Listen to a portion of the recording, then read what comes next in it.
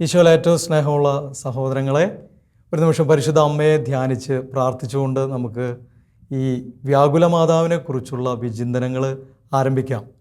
പരിശുദ്ധ വ്യാകുല മാതാവിൻ്റെ പ്രത്യേക മാധ്യസ്ഥം യാചിച്ച് പ്രാർത്ഥിക്കുന്നു. നന്മ നിറഞ്ഞ മറിയമേ സ്വസ്തി, കർത്താവ് അങ്ങയോടുകൂടെ സ്ത്രീകളിൽ അങ്ങ് അനുഗ്രഹിക്കപ്പെട്ടവളാകുന്നു. അങ്ങയുടെ ഉദരത്തിൽ ഫലമായി ഈശോ അനുഗ്രഹിക്കപ്പെട്ടവനാകുന്നു. പരിശുദ്ധ മറിയമേ തമ്പുരാൻ്റെ അമ്മേ, പാപികളായ ഞങ്ങൾക്ക് വേണ്ടി എപ്പോഴും ഞങ്ങളുടെ മരണസമയത്തും തമ്പുരാനോട് അപേക്ഷിച്ചോളണമേ. ആമേൻ. പിതാവിനും പുത്രനും പരിശുദ്ധാത്മാവിനും സ്തുതി, ആദിയിലെ പോലെ എപ്പോഴും എന്നേക്കും. ആമേൻ. ഈശോയിൽ സ്നേഹമുള്ളവരെ, സെപ്റ്റംബർ 14 സഭ കുരിശിൻ്റെ പുകഴ്ചയുടെ തിരുനാൾ ആഘോഷിക്കുകയാണ്. അതിൻ്റെ തൊട്ടടുത്ത ദിവസം തന്നെ വളരെ പ്രധാനപ്പെട്ട ഒരു തിരുനാൾ ആഘോഷിക്കുകയാണ്. അത് പരിശുദ്ധ വ്യാകുല മാതാവിൻ്റെ തിരുനാളാണ്.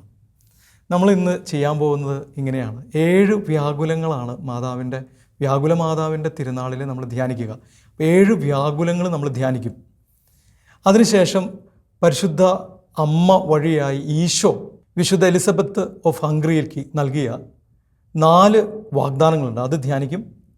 അതിനുശേഷം ബ്രിഡ്ജറ്റിന് നൽകിയ 7 വാഗ്ദാനങ്ങളുണ്ട്, അത് ധ്യാനിക്കും. അതിനുശേഷം നമ്മൾ എങ്ങനെയാണ് വ്യാകുല മാതാവിൻ്റെ നൊവേന ചെല്ലേണ്ടത് എന്ന് നമ്മളൊന്ന് വിചിന്തനം ചെയ്ത് ഈ ശുശ്രൂഷ അവസാനിക്കും. ഇങ്ങനെയാണ് നിങ്ങളുമായിട്ട് പങ്കുവയ്ക്കാനായിട്ട് ആഗ്രഹിക്കുന്നത്. അപ്പോൾ വ്യാകുല മാതാവിൻ്റെ തിരുനാൾ എത്ര പ്രധാനപ്പെട്ടതാണെന്ന് ഇത് കഴിയുമ്പോഴേക്കും നമുക്കെല്ലാവർക്കും ബോധ്യമാകണം. അതാണ് എൻ്റെ വലിയ ആഗ്രഹം. 7 വ്യാകുലങ്ങളാണ് സഭ നമുക്ക് ധ്യാനിക്കാനായിട്ട് തന്നിട്ടുള്ളത്. 7 വ്യാകുലങ്ങളിലൂടെ നമുക്കൊരല്പം വിചിന്തനം ചെയ്ത് അങ്ങ് കടന്നു പോകാം എന്ന് വിചാരിക്കുകയാണ്. ഞാൻ ചെയ്യാൻ പോകുന്നത് ഇങ്ങനെയാണ്. അതിന് അനുയോജ്യമായിട്ടുള്ള വചനഭാഗം പറയും, അതിൽ നിന്ന് ഒരു വചനം എടുത്ത് നമ്മൾ പങ്കുവയ്ക്കും. ഒന്നാമത്തെ വ്യാകുലം ശിമയോൻ്റെ പ്രവചനമാണ്. ലൂക്കായുടെ സുവിശേഷം 2-ാമത്തെ അധ്യായം 25 മുതൽ 35 വരെയുള്ള വാക്യങ്ങളാണ് നമ്മൾ വായിക്കേണ്ടത്. ഇത് ധ്യാനിക്കുമ്പോൾ അങ്ങനെയാണ് ചെയ്യേണ്ടത്. എന്നാൽ ഒരു വചനം മാത്രമാണ് നിങ്ങളുമായിട്ട് ഈ വിചിന്തനത്തിൻ്റെ സമയത്ത് ഞാൻ വായിക്കാനായിട്ട് ആഗ്രഹിക്കുന്നത്. അത് ഈ വചനമാണ്. ശിമയോൻ അവരെ അനുഗ്രഹിച്ചുകൊണ്ട് അവൻ്റെ അമ്മയായ മറിയത്തോട് പറഞ്ഞു, അവൻ ഇസ്രായേലിൽ പലരുടെയും വീഴ്ചയ്ക്കും ഉയർച്ചയ്ക്കും കാരണമായിരിക്കും. ഇവൻ വിവാദ വിഷയമായ അടയാളമായിരിക്കും. 2:35 ഇങ്ങനെയാണ് പറയുന്നത്, അങ്ങനെ അനേകരുടെ ഹൃദയ വിചാരങ്ങൾ വെളിപ്പെടും, നിന്റെ ഹൃദയത്തിലൂടെ ഒരു വാൾ തുളച്ചു കയറുകയും ചെയ്യും. ശരിക്കും ഇത് നമ്മൾ സന്തോഷത്തിൻ്റെ 4ാം രഹസ്യമാണ്. 40 ദിവസം ഈശോയ്ക്ക് പ്രായമായ സമയത്ത് ഈശോയെ ദേവാലയത്തിൽ കൊണ്ടുപോയി ശിമയോൻ്റെ കരങ്ങളിൽ ദൈവത്തിന് സമർപ്പിക്കുന്ന ഭാഗമാണ്. പക്ഷേ ഇത് 1-ാം വ്യാകുലമാണ്. ശരിക്കും എന്താണ് ഈ വ്യാകുലത്തിൻ്റെ അർത്ഥം? 1-ാമത്തെ വ്യാകുലത്തിൻ്റെ അർത്ഥം ഇതാണ്: 40 ദിവസം കഴിയുമ്പോഴേക്കും ഈശോയുടെ സമർപ്പണത്തിൻ്റെ സമയത്ത് പരിശുദ്ധ അമ്മയുടെ മനസ്സിലേക്ക് ദൈവം അവൾ സഹിക്കേണ്ട സഹനത്തെക്കുറിച്ചുള്ള ധാരണ കൊടുക്കുകയാണ്. ഭയങ്കര വിചിന്തനം ചെയ്യേണ്ട ഒരു കാര്യമാണ്. കുഞ്ഞുണ്ടായി സന്തോഷത്തിൻ്റെ സമയമാണ്. 40 ദിവസം വലിയ സന്തോഷം സമർപ്പിക്കാൻ കൊണ്ടാണ്. നമ്മുടെ മാമോദീസൊക്കെ പോലെ വലിയ സന്തോഷത്തിൻ്റെ ദിവസമാണ്. ആ സന്തോഷത്തിൻ്റെ അന്ന് ഒരമ്മയ്ക്ക് ആ കുഞ്ഞ് കടന്നു പോകേണ്ട സഹനങ്ങളെക്കുറിച്ചുള്ള ഒരു ധാരണ കൊടുക്കുക. ഒരു വചനത്തിലാണ് ശിമയോൻ പരിശുദ്ധ അമ്മയുടെ അടുത്ത് ഇത് പറഞ്ഞതെന്ന് നമ്മൾ മനസ്സിലാക്കുകയാണ്. പക്ഷേ ശരിക്കും ലൂക്കാ ശ്ലീഹ ഒരു വചനത്തിലൂടെ ഇത് പറഞ്ഞു എങ്കിലും ശിമയോൻ ശരിക്കും പരിശുദ്ധ അമ്മയ്ക്ക് ഇത് വെളിപ്പെടുത്തിയത് ഡീറ്റെയിൽഡ് ആയിട്ടാണ്, വളരെ വ്യക്തമായിട്ടാണ്. എന്ത് സഹനത്തിലൂടെയാണ് തൻ്റെ മകൻ, പരിശുദ്ധ അമ്മയുടെ മകനായ ക്രിസ്തു കടന്നു പോകേണ്ടതെന്ന് വളരെ ഡീറ്റെയിൽഡ് ആയിട്ടാണ് ശിമയോൻ പരിശുദ്ധ അമ്മയ്ക്ക് വെളിപ്പെടുത്തി കൊടുത്തതെന്നാണ് ആദിമ പിതാക്കന്മാർ നമുക്ക് പറഞ്ഞു തരുന്നത്. അപ്പോൾ പരിശുദ്ധ അമ്മയുടെ ഹൃദയത്തിൽ ഈ വാളങ്ങ് കയറുകയാണ്. ഇത് ഈശോയ്ക്ക് 40 ദിവസം പ്രായമായ അന്ന് തുടങ്ങി ഈശോയുടെ കുരിശുമരണത്തിൻ്റെ സമയം വരെ മുഴുവനും പരിശുദ്ധ അമ്മയ്ക്ക് ഈശോ കടന്നു പോകേണ്ടിയിരുന്ന സഹനത്തെക്കുറിച്ച് അറിയാമായിരുന്നു. ഇതാണ് ഒരു നിമിഷത്തെ വാളല്ല, അത് ജീവിതകാലം മുഴുവൻ പരിശുദ്ധ അമ്മയുടെ ഹൃദയത്തിലൂടെ കയറിയ വാളാണ്. അപ്പോൾ പരിശുദ്ധ അമ്മയ്ക്ക് അറിയാമായിരുന്നു. എന്നിട്ട് ഒരിക്കൽ പോലും ഈശോയെ ഈ ഒരു സഹനത്തിൽ നിന്ന് തടയാൻ പരിശുദ്ധ അമ്മ ശ്രമിച്ചില്ല. പത്രോസ്ലീഹയും പരിശുദ്ധ അമ്മയും തമ്മിലുള്ള വ്യത്യാസം അതാ. പത്രോസ്ലീഹ മത്തായിയുടെ സുവിശേഷം 16-ാമത്തെ അധ്യായത്തിൽ ഈശോയോട് പറഞ്ഞു, ഈശോയെ നിനക്കിത് സംഭവിക്കാതിരിക്കട്ടെ, ഈ സഹനം നിനക്ക് സംഭവിക്കാതിരിക്കട്ടെ. എന്നാൽ അവൻ്റെ അമ്മയായ പരിശുദ്ധ കന്യകാമാതാവ് എന്താ പറയുന്നതെന്ന് ഒരു പ്രാവശ്യം പോലും ഈശോയെ തടയുകയോ ഈശോയെ സഹനത്തിൽ നിന്ന് പിന്തിരിക്കാനായി പ്രാർത്ഥിക്കുകയോ പ്രവർത്തിക്കുകയോ ചെയ്യുന്നില്ല. അപ്പോൾ പരിശുദ്ധ അമ്മയുടെ ഹൃദയത്തിൽ കയറിയ ആദ്യത്തെ വ്യാകുലം നമ്മൾ ഈ സമയം ധ്യാനിക്കുകയാണ്. ഒരു നിമിഷം പ്രാർത്ഥിക്കുക. നമ്മുടെ ജീവിതത്തിൽ, ചില ആളുകളുടെ ജീവിതത്തിൽ ഒരു രോഗം, ജീവിതകാലം മുഴുവൻ നിലനിൽക്കുന്ന ഒരു രോഗം കടന്നു വന്നിട്ടുണ്ടാകാം. ക്യാൻസർ പോലുള്ള രോഗം, അല്ലെങ്കിൽ വേറെ ഏതെങ്കിലും മാരകമായിട്ടുള്ള രോഗം, പാർക്കിൻസൺസ് പോലുള്ള രോഗം, മറവി രോഗം, ജീവിതകാലം മുഴുവൻ അവന് കൊണ്ടു നടക്കേണ്ട ഒരു രോഗം വന്നെന്ന് വിചാരിക്കുക. അങ്ങനെയുള്ള ആളുകൾ ഈ വ്യാകുലം, കൈയും കാലും ഒടിഞ്ഞ് വളഞ്ഞ് പുളഞ്ഞിരിക്കുന്ന മക്കൾ, പല വിധത്തിലുള്ള വ്യാകുലങ്ങൾ, സാമ്പത്തികമായി കംപ്ലീറ്റ്ലി തകർന്നു പോയ, കടത്തിൻ്റെ ബാധ്യത കൊണ്ട് തകർന്നു പോയ ആളുകൾ, ജീവിതം മുഴുവൻ ഒരു സഹനത്തിലൂടെ കടന്നു പോകേണ്ട അവസ്ഥ ഉണ്ടായിരിക്കാം. തടയണ്ട, പേടിക്കേണ്ട, ഭയപ്പെടേണ്ട. പരിശുദ്ധ അമ്മയുടെ ഈ വ്യാകുലം, ഒന്നാമത്തെ വ്യാകുലം ധ്യാനിക്കാനായി ഒരു നിമിഷം നമ്മൾ കണ്ണുകളടച്ച് പ്രാർത്ഥിക്കുകയാണ്. രണ്ടാമത്തെ വ്യാകുലം ഈജിപ്തിലേക്കുള്ള പലായനമാണ്. മത്തായിയുടെ സുവിശേഷം 2-ാം അധ്യായം 13 മുതൽ 15 വരെയുള്ള ഭാഗങ്ങളാണ് നമ്മൾ വായിക്കേണ്ടത്. ഞാനതിൽ ഒരു ഭാഗം മാത്രമാണ് വായിക്കാനായിട്ട് പോകുന്നത്. അവർ പോയി കഴിഞ്ഞപ്പോൾ കർത്താവിൻ്റെ ദൂതൻ സ്വപ്നത്തിൽ പ്രത്യക്ഷപ്പെട്ട് ജോസഫിനോട് പറഞ്ഞു, എഴുന്നേറ്റ് ശിശുവിനെയും അമ്മയെയും കൂട്ടി ഈജിപ്തിലേക്ക് പലായനം ചെയ്യുക. 600-ൽ പരം കിലോമീറ്റർ ഉണ്ട് ഈജിപ്തിൽ നിന്ന്, ഇസ്രായേലിൽ നിന്ന് ഈജിപ്തിലേക്കുള്ള യാത്ര. അതിൽ ഭൂരിഭാഗം യാത്ര സമയവും മരുഭൂമിയിലൂടെയാണ്. മാസങ്ങളെടുക്കും ഒരു സ്ഥലത്ത് നിന്ന് അടുത്ത സ്ഥലത്തേക്ക് എത്താൻ. ഈ കൊച്ചു കുഞ്ഞിനെയും കൊണ്ട് പരിശുദ്ധ അമ്മയും ഔസേപ്പിതാവും ഒന്നും അറിയാത്ത ഒരു രാജ്യത്തിലേക്കുള്ള യാത്ര. സഭാപിതാക്കന്മാർ ഇങ്ങനെ ചോദിക്കുന്നുണ്ട്. അവർ ഒരു പക്ഷേ ചിന്തിച്ചിട്ടുണ്ടാകുമോ, എവിടെ നിന്നാണ് ഭക്ഷണം കഴിക്കുക, എവിടെ നിന്നാണ് വെള്ളം കുടിക്കുക, എങ്ങനെയാണ് ഈ അമ്മയെയും കുഞ്ഞിനെയും കൊണ്ട് ജോസഫ് യാത്ര ചെയ്യാനായിട്ട് എങ്ങനെയാണ് യാത്ര ചെയ്യുക? ഒരുപാട് പ്രതിസന്ധികളുള്ള വഴികൾ, മരുഭൂമി, വിശ്രമിക്കാൻ സ്ഥലം പോലും ഇല്ലാത്ത മരുഭൂമി, അങ്ങനെയുള്ള സ്ഥലത്തോടുള്ള യാത്ര എങ്ങനെയായിരിക്കും? അപ്പോൾ ഈ രണ്ടാമത്തെ ഈ വ്യാകുലത്തിൻ്റെ സമയത്ത് പരിശുദ്ധ അമ്മ കടന്നുപോയ ഒരു കാര്യം, ഈശോയെ പ്രതി അനേകായിരം മക്കൾ വധിക്കപ്പെടുന്നതിൻ്റെ വേദന ഒരു വശത്ത് ഇങ്ങനെ നിൽക്കുകയാണ്. രണ്ടാമത് കർത്താവ് പലായനം ചെയ്യാൻ പറഞ്ഞ വഴി അത്ര എളുപ്പമുള്ള വഴിയല്ല. ഈ രണ്ടാമത്തെ വ്യാകുലത്തിൻ്റെ സമയത്ത് എളുപ്പമല്ലാത്ത വഴികളിലൂടെ യാത്ര ചെയ്യുന്ന എല്ലാവരും ജീവിതത്തിൽ തകർച്ചയുടെ വഴി, മരുഭൂമിയുടെ വഴി, കഷ്ടപ്പാടിൻ്റെ വഴി തിരഞ്ഞെടുത്ത ആ വഴിയിലൂടെ എങ്ങനെയാണ് മുന്നോട്ട് പോകുക എന്ന് പോലും സംശയമുള്ള ആളുകളെല്ലാവരും ഈ രണ്ടാമത്തെ വ്യാകുലത്തിൻ്റെ സമയത്ത് ശക്തമായി പ്രാർത്ഥിക്കണം. നിങ്ങളുടെ യാത്ര മരുഭൂമിയിലൂടെയാണോ? ആരുമില്ലാത്ത ഒരു യാത്രയാണോ? ചില മാതാപിതാക്കളുടെ വേദന, തങ്ങളുടെ മക്കൾ തങ്ങളുടെ കൂടെ ഇല്ല. ഭയങ്കര വലിയ വേദന അനുഭവിക്കുന്ന ഒരുപാട് കുടുംബങ്ങൾ നമുക്കുണ്ടെന്ന് നമുക്കറിയാം.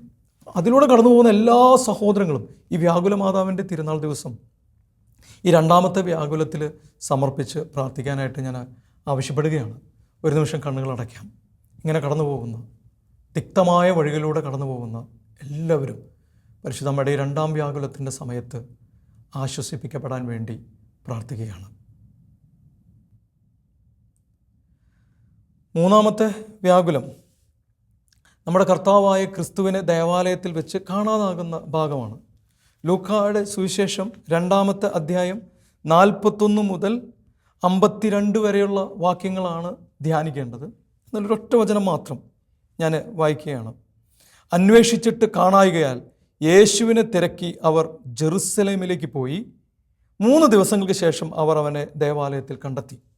അപ്പോൾ ഈ മൂന്നാമത്തെ വ്യാകുലത്തിൻ്റെ ഈ സമയത്ത് നമ്മൾ ധ്യാനിക്കുന്നത് ഇങ്ങനെയാണ്.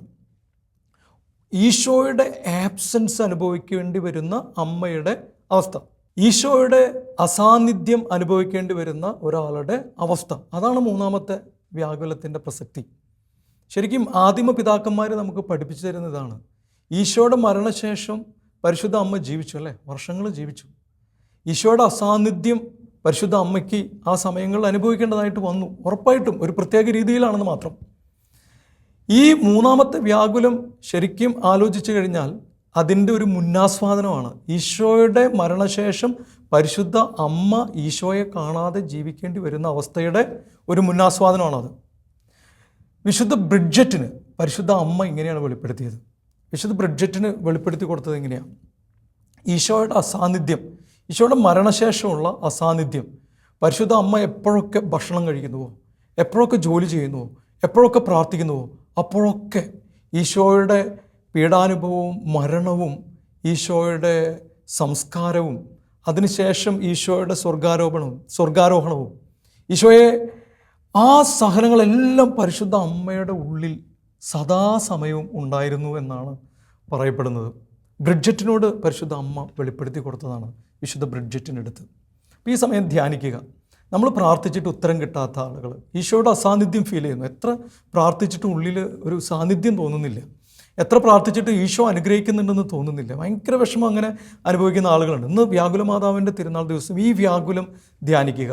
പരിശുദ്ധ അമ്മ ഈശോയുടെ അസാന്നിധ്യം അനുഭവിക്കാനായിട്ട് ദൈവം അനുവദിച്ചു, ഈശോ അനുവദിച്ചു, അവസാനം കണ്ടുമുട്ടുന്നുണ്ട്. നമുക്ക് ഈ സമയം അങ്ങനെ വേദന അനുഭവിക്കുന്ന എല്ലാ സഹോദരങ്ങളും ഈ സമയം പ്രാർത്ഥിക്കുക. ഈ മൂന്നാം വ്യാകുലം വെച്ച് പ്രാർത്ഥിക്കുക. പരിശുദ്ധ അമ്മയുടെ വ്യാകുല ഹൃദയത്തോട് ചേർത്ത് വെച്ച് പ്രാർത്ഥിക്കുക. ഭയപ്പെടാതിരിക്കുക. പരിശുദ്ധ അമ്മ ഈശോയെ തേടിയതുപോലെ തേടാനുള്ള കൃപ യാചിക്കുക. ഈശോയുടെ സ്വർഗാരോഹണത്തിന് ശേഷം പരിശുദ്ധ അമ്മ ഈശോയുടെ അസാന്നിധ്യം ഒരു പ്രത്യേകമായ രീതിയിൽ, സാന്നിധ്യമുണ്ട് എന്നൊരു പ്രത്യേകമായ രീതിയിൽ ഫിസിക്കലി അസാന്നിധ്യം അനുഭവിക്കേണ്ടതായിട്ട് വന്നിട്ടുണ്ട്. അത് ധ്യാനിച്ച് നമ്മൾ പ്രാർത്ഥിക്കുകയാണ്. എൻ്റെ പ്രാർത്ഥന ദൈവം കേൾക്കുന്നില്ല, ദൈവത്തിൻ്റെ സാന്നിധ്യം എനിക്ക് അനുഭവിക്കാൻ പറ്റുന്നില്ല എന്ന് വിചാരിക്കുന്ന എല്ലാ മക്കളും ഈ വ്യാകുലത്തോട് ചേർത്ത് വെച്ച് പ്രാർത്ഥിക്കുന്നു. ഒരു നിമിഷം മൗനമായി. നാലാമത്തെ വ്യാകുലം, പരിശുദ്ധ അമ്മ കാൽവരി മലയിലേക്ക് കുരിശുമായി പോകുന്ന നമ്മുടെ കർത്താവ് ഈശോ മിശിഹായെ കണ്ടുമുട്ടുന്നു. ലൂക്കായുടെ സുവിശേഷം 23-ാമത്തെ അധ്യായം ആണ് ഇതിൽ വായിക്കേണ്ടത്. 23-ാമത്തെ അധ്യായം 27 മുതൽ 31 വരെയുള്ള വാക്യങ്ങളാണ് വായിക്കേണ്ടത്. അതുപോലെ തന്നെ യോഹന്നാൻ്റെ സുവിശേഷം 19-ാമത്തെ അധ്യായം 17-ാമത്തെ തിരുവചനം, അതിൽ ഒരു വചനം മാത്രമാണ് ഞാൻ വായിക്കുന്നത്. ഒരു വലിയ ജനക്കൂട്ടം കരയുകയും മുറവിളി കൂട്ടുകയും ചെയ്തിരുന്ന സ്ത്രീകളുടെ സമൂഹവും യേശുവിൻ്റെ പിന്നാലെ പോയിരുന്നു. അപ്പോൾ പരിശുദ്ധ അമ്മയെ അതിലുണ്ടായിരുന്നു നമ്മളങ്ങ് വിചാരിക്കുകയാണ്. ജെറുസലേം പുത്രിമാരെ എന്ന് പറഞ്ഞ് ഈശോ ഈ ഒരു കൂടിക്കാഴ്ച അത് ഭയങ്കരമായ ഒരു, കാരണം ശിമയോൻ്റെ ഒന്നാമത്തെ വ്യാകുലത്തിൽ ശിമയോൻ്റെ പ്രവചനത്തിൻ്റെ സമയത്ത് നടന്നിരുന്ന പരിശുദ്ധ അമ്മയുടെ ഉള്ളിലുള്ള ആ വലിയ ഒരു സംഘർഷം എന്ന് വേണമെങ്കിൽ നമുക്കതിനെ വിളിക്കാം. അത് ശരിക്കും അതിൻ്റെ പൂർണ്ണതയിലെത്തുന്ന ആദ്യത്തെ പടിയാണത്. കുരിശും വഹിച്ചുകൊണ്ടുള്ള ഈശോയുടെ യാത്രയും പരിശുദ്ധ അമ്മ അത് കാണുകയും ചെയ്യുന്ന അവസ്ഥ. ഈ സമയത്ത് എനിക്ക് വിചിന്തനം ചെയ്യാനായിട്ട് ഞാൻ ആഗ്രഹിക്കുന്ന ഒരു കാര്യം ഇതാണ്. ഈശോ കുരിശു ചുമക്കുന്നു. ആരാണ് ശരിക്കും ഈശോയുടെ കുരിശു ചുമക്കാൻ ഏറ്റവും അധികം വേദന അനുഭവിക്കാൻ പോകുന്നത്? ആരാണ്? പരിശുദ്ധ അമ്മയല്ലേ. നമ്മുടെ വീട്ടിൽ ഒരു കുട്ടി ക്യാൻസർ ബാധിച്ച് കിടക്കുന്നുണ്ടെന്ന് വിചാരിക്കുക, മരണാസന്നനായി കിടക്കുന്നുണ്ടെന്ന് വിചാരിക്കുക. ഒരു 30 വയസ്സുള്ള ഒരു മകൻ, 33 വയസ്സുള്ള ഒരു മകൻ, കല്യാണം കഴിഞ്ഞിട്ടില്ല.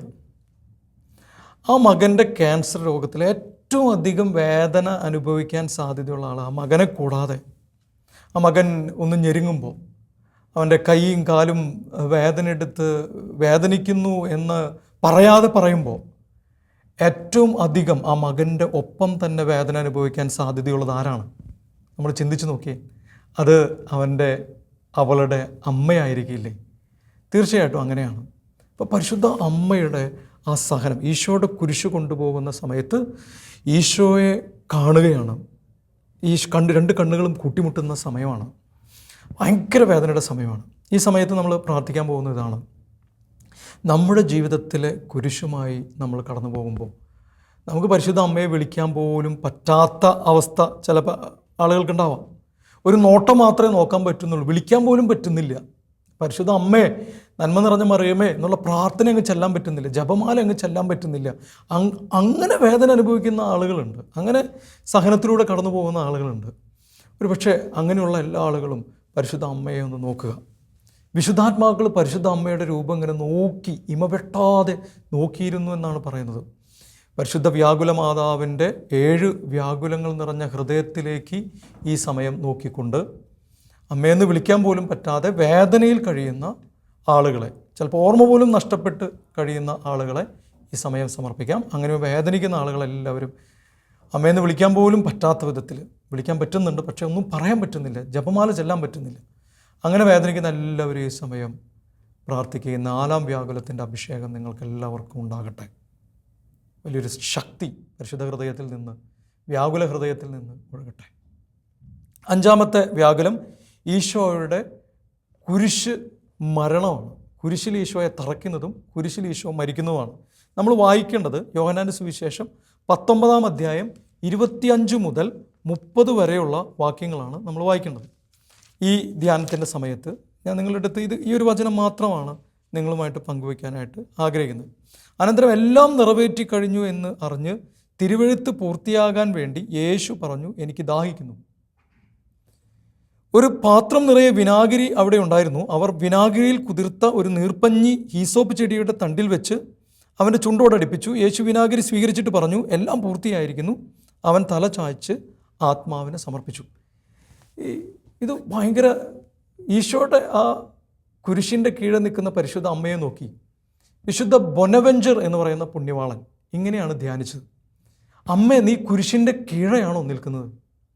എന്നിട്ട് ബൊനവെഞ്ചർ പറയുകയാണ്, പരിശുദ്ധാത്മാവിനാൽ നിറഞ്ഞ് ആ മനുഷ്യൻ പറയാം. വിശുദ്ധ ബൊനവെഞ്ചർ വേദപാരംഗതനാണ്, കപ്പൂച്ചിൻ സഭയിലെ ഒരു അംഗമാണ്, ഫ്രാൻസിസ് അസീസിയുടെയൊക്കെ അനുഗാമിയാണ്.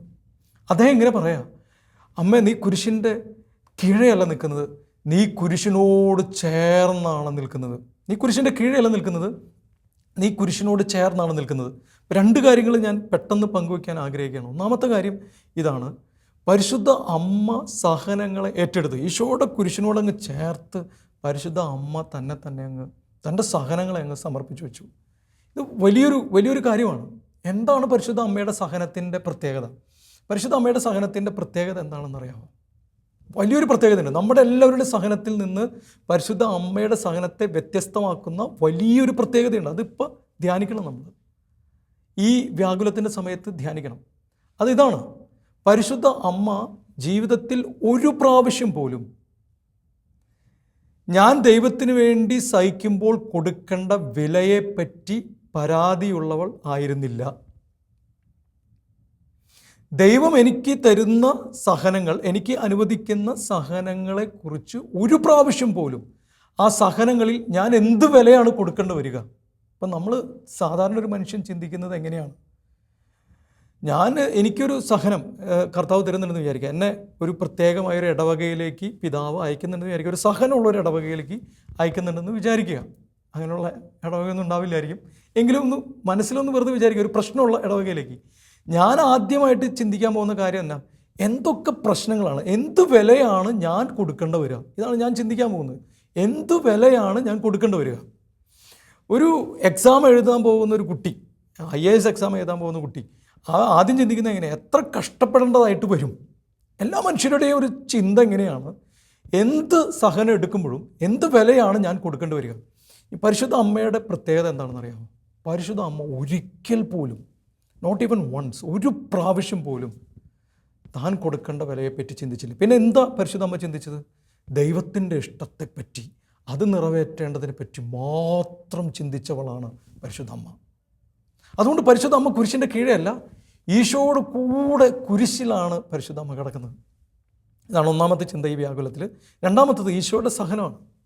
ഈശോ പറയാം, എല്ലാം പൂർത്തിയായി കഴിഞ്ഞു. എല്ലാം പൂർത്തിയായി കഴിഞ്ഞു എന്ന് പറഞ്ഞതിൻ്റെ അർത്ഥം എന്നാ? ബലി എല്ലാം കഴിഞ്ഞു അതാണോ? അല്ല, ഈ ബലി എല്ലാം ദൈവപിതാവിൻ്റെ പക്കലേക്ക് എടുക്കപ്പെട്ട് കഴിഞ്ഞു. അതാണ് എല്ലാം പൂർത്തിയായി കഴിഞ്ഞു എന്നതിൻ്റെ അർത്ഥം.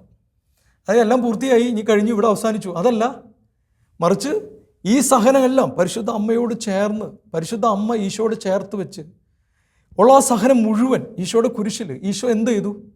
ആ സഹനം എല്ലാം പൂർത്തിയാക്കി എന്ന് പറയുമ്പോൾ അതെല്ലാം പിതാവിൻ്റെ പക്കലേക്ക് എടുത്തു എന്നാണ്. അതിനൊരു ഡിവൈൻ ഡയമെൻഷൻ, ഒരു സ്വർഗീയമായ ഒരു ഡയമെൻഷൻ കൈവന്നു എന്നുള്ളതാണ്.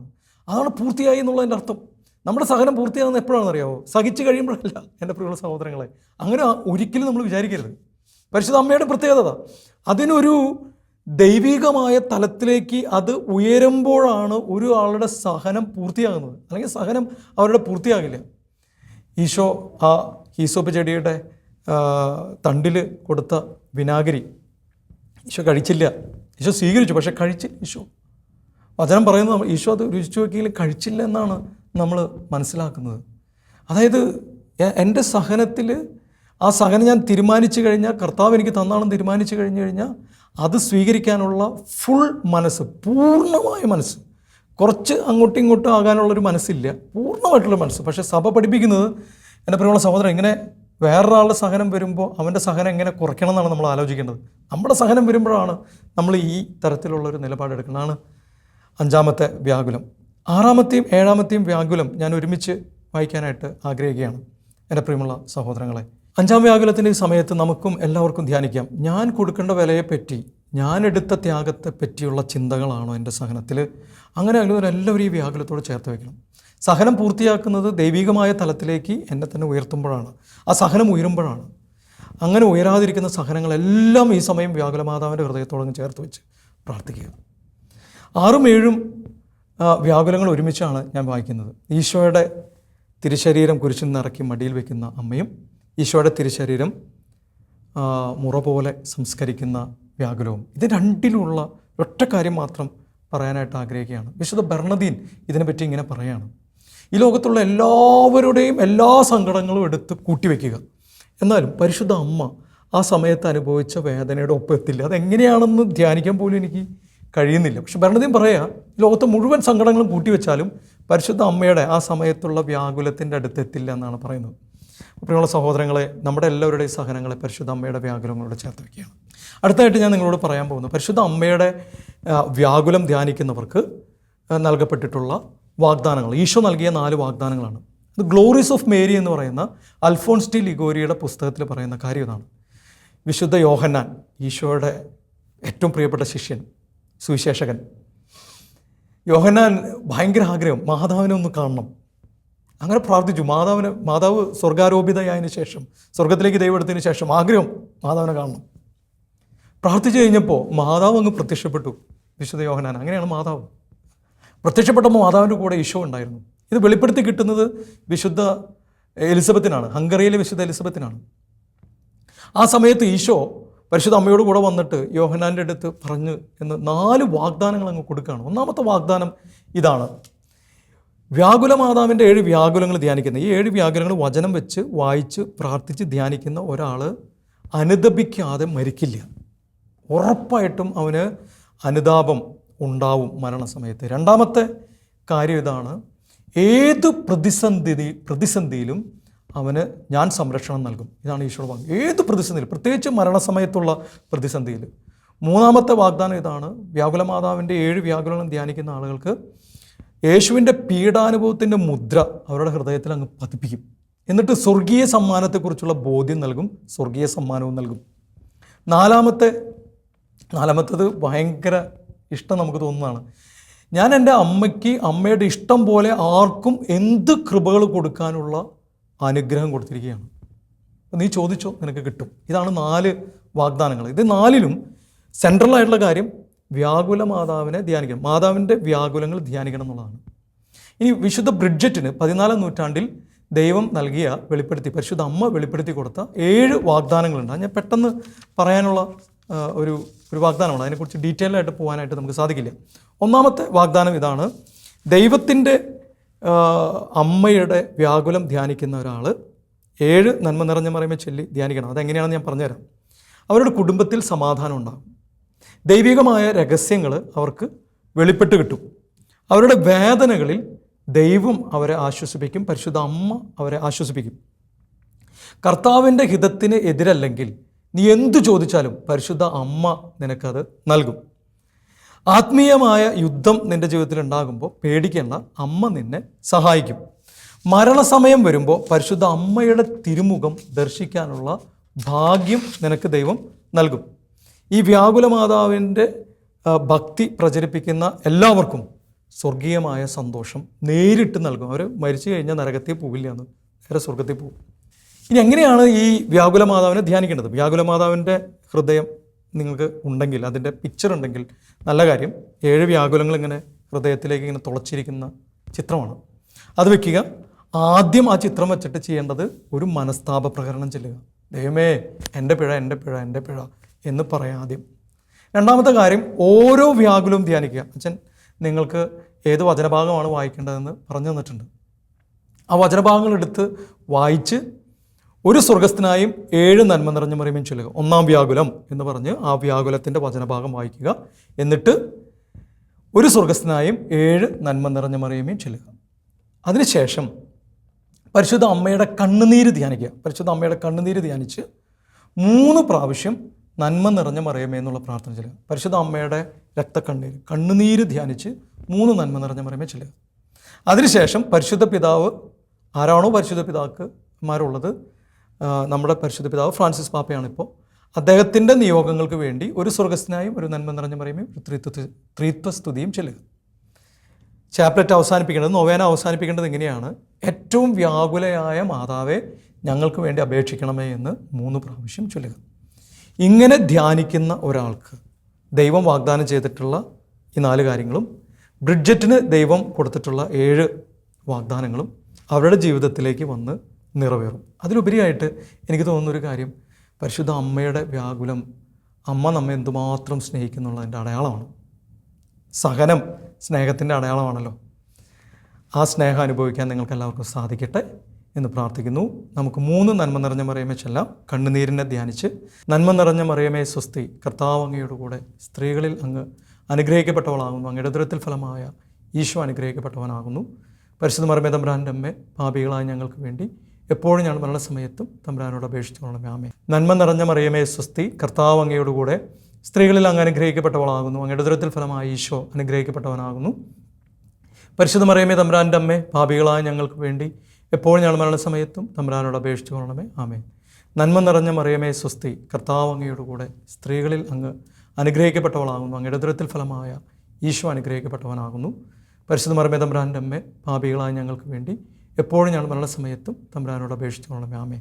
നമ്മുടെ കർത്താവായ യേശു ക്രിസ്തുവിൻ്റെ കൃപയും പിതാവിൻ്റെ സ്നേഹവും പരിശുദ്ധാത്മാവിൻ്റെ സഹവാസവും പരിശുദ്ധ വ്യാകുല മാതാവിൻ്റെ പ്രത്യേക മാധ്യസ്ഥ സഹായവും നിങ്ങളോടുകൂടി ഉണ്ടാകട്ടെ, ഇപ്പോഴും എപ്പോഴും എന്നേക്കും. ആമേൻ.